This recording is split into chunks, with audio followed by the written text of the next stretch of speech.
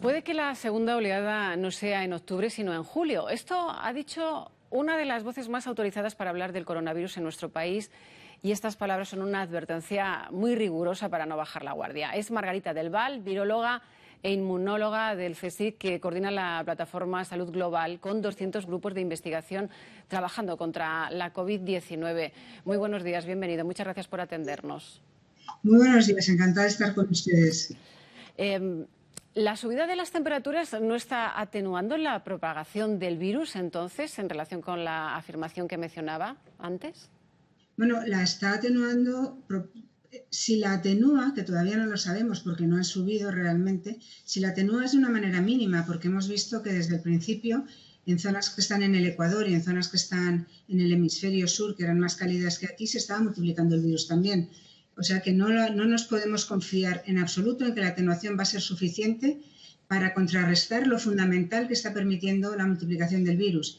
Y es que estamos prácticamente todos susceptibles a este virus, porque prácticamente nadie, solo el 5% de la población española, se ha enfrentado al virus y nadie tiene un sistema inmune preparado para ello. Quería matizar, comenté en la televisión vasca que podía ser en julio, por ejemplo, porque ellos tienen las elecciones en julio, que se den cuenta, pero puede ser en junio si nos despistamos, puede ser en agosto. Puede haber una oleada si nos despistamos de los hábitos que estamos ya practicando, que hemos aprendido en el conocimiento. Puede haber una oleada en cualquier momento si nos creemos que con el fin del estado de alarma acaba la pandemia. En absoluto. Seguimos en un estado relativamente inestable porque hay más virus circulando que antes, pero lo estamos controlando gracias a nuestros hábitos. Hay más virus circulando que cuando empezó el estado de alarma, pero esto no es una situación descontrolada como lo fue entonces, precisamente por lo que estamos haciendo. El esfuerzo que estamos haciendo, la manera positiva de verlo es que lo que estamos haciendo merece la pena y no nos está costando tanto. Sí, es un esfuerzo, es cierto, pero no nos está costando tanto como lo que nos costó el confinamiento severo. Entonces esa es la parte positiva, esa es la lectura positiva. Lo que estamos haciendo merece la pena, vamos a seguir con ello. Claro. Doctora del Val, entonces, aunque el calor, digamos que no ayudará mucho, el hecho de que ahora pasemos más tiempo en espacios abiertos, ¿no dificultará la transmisión hasta el punto de frenarlo al menos unas semanas? No, frenarlos unas semanas, no, esto no lo va a frenar unas semanas. Esto lo que puede hacer es que se contagie un poquito menos o que no haya eventos masivos de contagio, pero no hacemos todo al aire libre. El aire libre es muy bueno, sí que se ha visto ahora y es una investigación que se entiende muy bien. Simplemente es una investigación de dónde ha habido brotes más potentes, en qué sitios. Bueno, casi todos menos uno, como quien dice, prácticamente todos han sido en sitios cerrados, cuando circulaba libremente el virus. Y bueno, pues eso nos dice que los sitios abiertos desde luego no son un lugar favorito de contagio. Todo lo que podemos hacer al aire libre, vamos a hacerlo al aire libre. Si tenemos una clase de algo, vamos a hacerla, una clase de inglés, vamos a darla al aire libre. Si podemos decidir si cenar dentro del restaurante o fuera, pues vamos a hacerlo fuera, sobre todo con personas vulnerables especialmente. Si tenemos una discoteca de verano, pues vamos a organizarla para que casi todo pueda ser al exterior mientras el ruido no moleste. Vamos a hacer actividades al aire libre mejor que dentro, porque si volvemos a eventos de grandes contagios, si lanzamos brotes sin darnos cuenta, la suma de brotes es una oleada pequeña y una oleada pequeña empieza a ser descontrolable y empezamos a tener que nosotros nos infectamos, que infectamos a los que están cerca de nosotros, los abuelos, las personas con otras enfermedades que son más vulnerables, y que empezamos a colmatar el sistema sanitario, que no olvidemos, no está ocioso el sistema sanitario. El sistema sanitario está ahora haciendo frente a toda la lista de espera que se ha creado durante estos meses. O sea que le tenemos que seguir cuidando muchísimo. Sobre la distancia de 2 metros, ¿se debería guardar incluso con la mascarilla puesta? Porque esta sola por sí misma puede no evitar el contagio. A ver, lo que está claro, no se ha podido cuantificar cuánto es cada una de las medidas de los hábitos que hemos incluido.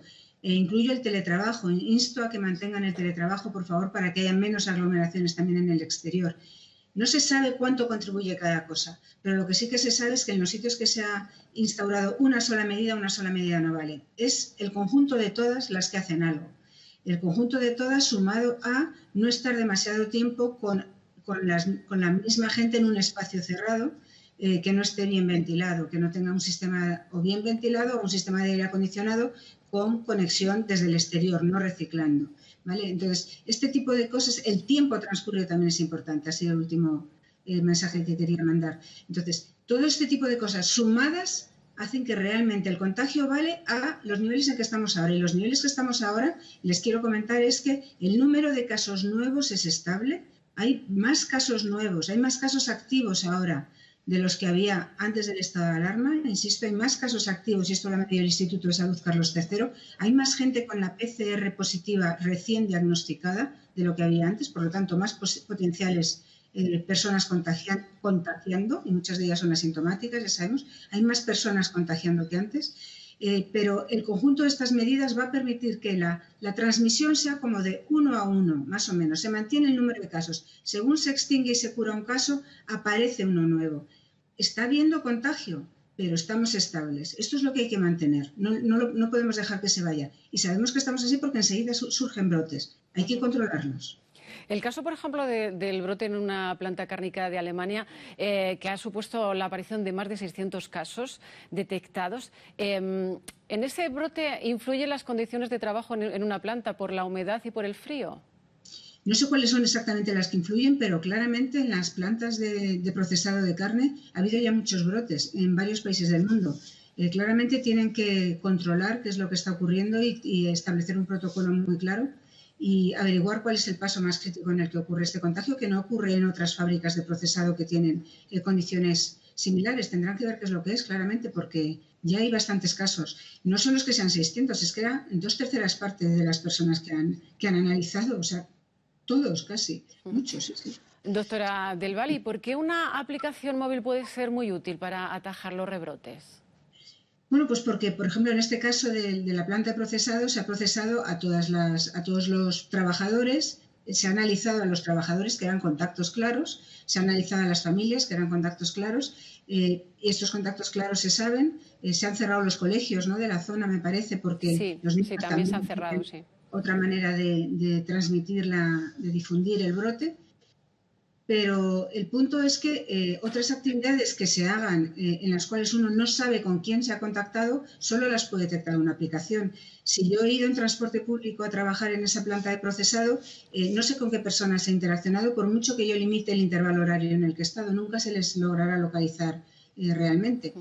Si yo he ido a comprar a la farmacia y sé que había gente, tampoco será nada fácil localizar a quiénes eran esas personas para avisarlas y para que se les haga el test. Por eso una aplicación es más fácil, porque no exige que yo reconozca a todas las personas a las que yo de verdad querría avisar, porque yo soy muy solidaria y quiero transmitirles que a lo mejor les he contagiado. O sea, eso es lo que facilita una aplicación. Está teniendo mucho problema de aceptación en la población, pero comparado con lo que ha sido el confinamiento, realmente la intrusión que sería en nuestra vida una aplicación bien desarrollada para que respete nuestra privacidad, para que no nos traiga un virus, que será otra de las cosas que temamos la gente, tiene que ser buena. Igual que una vacuna tiene que ser segura, una aplicación tiene que ser segura también, claramente. Claro. ¿Cree que en general faltó rapidez en los principales países a la hora de adoptar algunas medidas de restricción de movimientos? Bueno, los principales países son los países más poblados y eso es el sudeste asiático, así que no nos creamos el centro del mundo. En el sudeste asiático no faltó rapidez. ¿Por qué? Porque estaban entrenados, ¿eh? No nos olvidemos que allí han surgido epidemias una cada par de años que nosotros no nos hemos enterado, de gripe aviar, eso sí que nos sonará, epidemias graves, pero se han controlado porque no se transmitían nada bien. Están entrenados, saben lo que es y han reaccionado muy rápido. En los principales países de nuestro entorno, circunscribiéndonos a nuestro entorno, hemos reaccionado todos algo más lento de lo que sería deseable.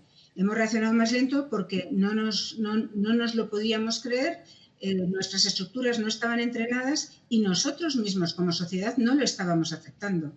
Recuerden que en la primera semana del estado de alarma hubo un porcentaje muy amplio de la sociedad que decía, pues, ¿pero qué está pasando? ¿Pero qué me dicen? ¿Qué es esto? Si esto solo lo hacen los chinos. Que no se respetaba. Nos fuimos convenciendo al ver la cantidad de enfermos que había.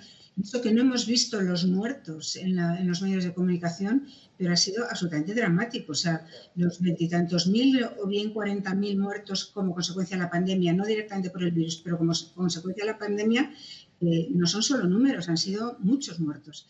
¿Hemos reaccionado tarde? Bueno, sí, lo sabemos, pero lo que tenemos que hacer es no echarnos las culpas para atrás. Lo que tenemos que hacer es aprender de todos los desaciertos, que en cada sitio han sido un poco distintos. El Ayuntamiento ha tenido un desacierto, la Comunidad Autónoma otra, el Gobierno de España otra, la Comunidad Europea otra, otros países otros. Vamos a aprender todos de los demás sin buscar culpables y vamos a prepararnos para que no haya más oleadas.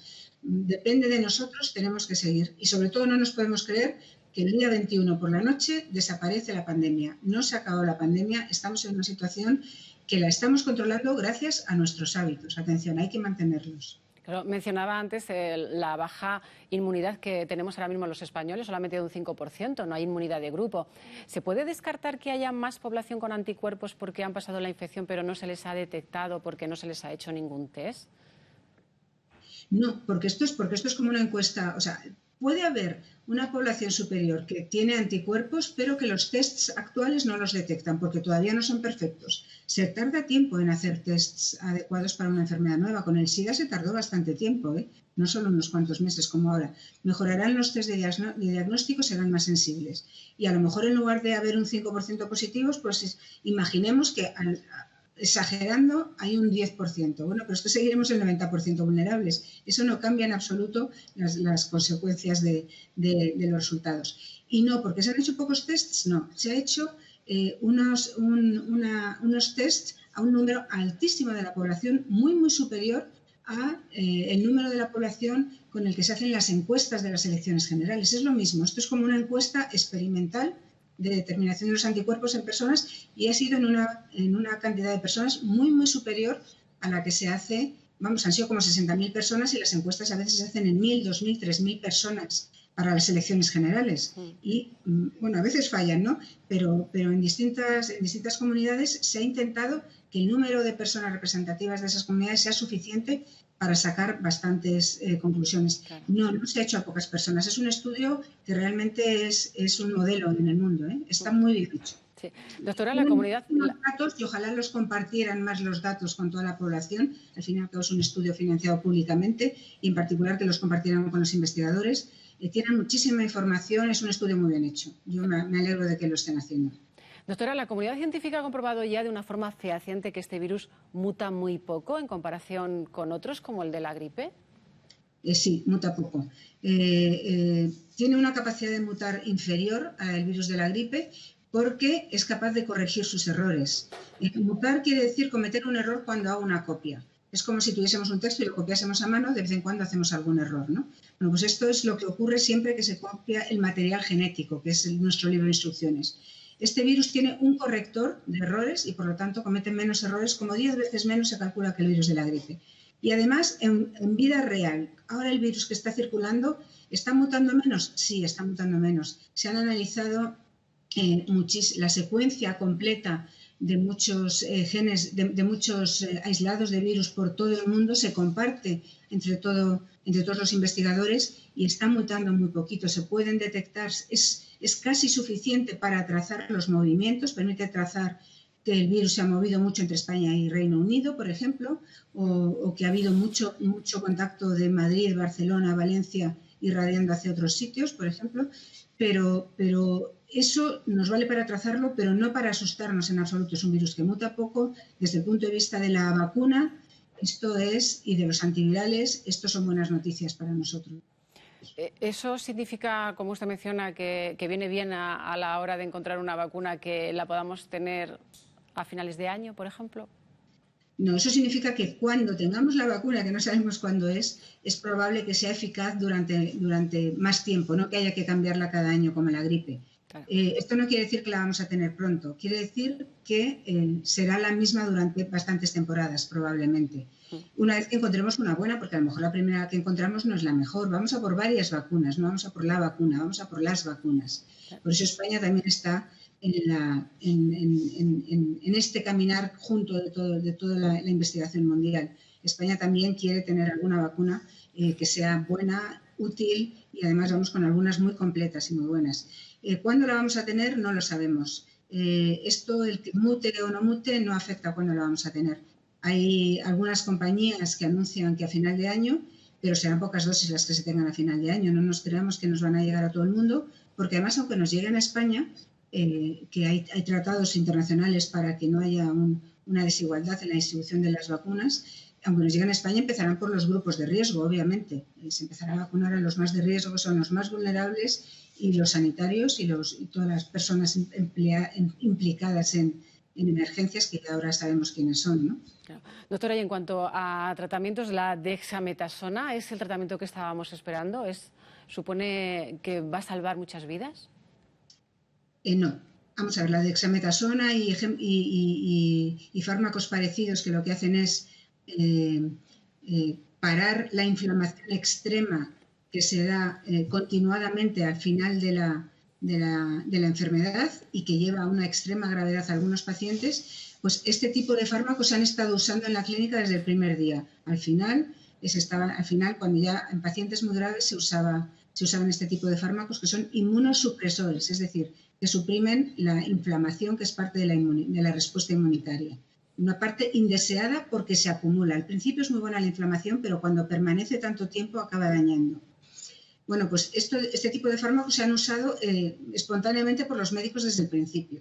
¿Qué es lo nuevo de esto? Pues que lo que estaban usando todos han dicho, bueno, vamos a ver si de verdad lo estamos usando bien. Vamos a hacer un ensayo clínico reglado, controlado, a ciegas, con todos los rigores científicos para ver si funciona. Lo han hecho, esto se debe hacer con todos los tratamientos, también con la hidroxicloroquina, que se ha usado mucho, se deben de hacer, porque la percepción subjetiva del clínico que no está viendo a todos los pacientes es más difícil de trasladar a un protocolo de esto va a valer. Bueno, ¿qué han visto? Que vale solo para los pacientes muy graves, que no va a ser bueno aplicarlo temprano, porque si lo aplicas temprano es inmunosupresor y va a evitar que nuestro sistema inmunitario se active. Y atención, necesitamos nuestro sistema inmunitario a tope para combatir la infección en cada persona, ¿vale?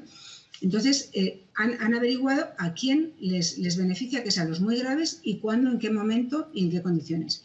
Va a ser un tratamiento que va a aliviar a estas personas, va a atenuar la letalidad del virus, pero desde luego no es el medicamento antiviral que estamos esperando. Necesitamos unos antivirales mejores, más específicos y que se puedan emplear antes para no tener que paliar las consecuencias finales, sino atacar desde el principio de manera que no lleguemos a dañar el organismo para nada. Doctora Del Val, usted ha asegurado en algunas veces que esto va para mucho tiempo. ¿Está la población preparada para soportar que estamos en el tiempo del confinamiento, de la pandemia, y que ese tiempo puede durar años? Pues nos tendremos que preparar. Desde luego las cosas están cambiando y tenemos que sacar lo más positivo de esto. Hay cosas positivas que se sacan y hay que tirar con lo positivo para adelante. No hay que obsesionarse con qué molesta es la mascarilla, no hay que obsesionarse con cómo me apetecería darte un abrazo. Tranquilidad, vamos con calma y vamos a sacar las cosas positivas. Hay cosas positivas como que en general hay gente que ha visto que es más fácil comer más sano, alimentarse más sano, y esto tendrá un impacto sobre toda nuestra salud y en particular sobre la vulnerabilidad ante la COVID, porque uno de los grupos fuertes de riesgo son los que se alimentaban mal con comida rápida, comida alta en grasas, alta en azúcares. Bueno, pues el alimentarse más sano ya hace que uno sea menos susceptible a la COVID. Vamos a aprovechar eso. Vamos a aprovechar la tecnificación de nuestros hogares, que lo apoyen las empresas para que se haga teletrabajo en casa. Vamos a aprovechar que nos vamos a dar cuenta cómo el medio ambiente ha sufrido y cómo se puede evitar el daño. Ha sido una demostración clarísima de que el daño al medio ambiente lo estamos haciendo nosotros. La contaminación, cómo ha bajado radicalmente. Vamos a apostar por energías más limpias. Hay cantidad de cosas que podemos cambiar que van a ser positivas. Las epidemias históricamente han llevado a mejoras. La pandemia de la gripe del 18 llevó a que se fundaran en muchísimos países los sistemas de seguridad social. Es espectacular la seguridad social que tenemos ahora. Pues aquello se derivó históricamente de aquella gran pandemia. Bueno, vamos a aprender. Tenemos que ver las cosas positivas y no obsesionarnos ni agobiarnos con las negativas, porque están para quedarse durante un tiempo. Sí, están para quedarse durante un tiempo. Pues doctora Margarita Del Val, muchísimas gracias por habernos dedicado este tiempo. Muy buenos días. Muchas gracias a ustedes. Un placer. Buenos días. Bien, 9:30.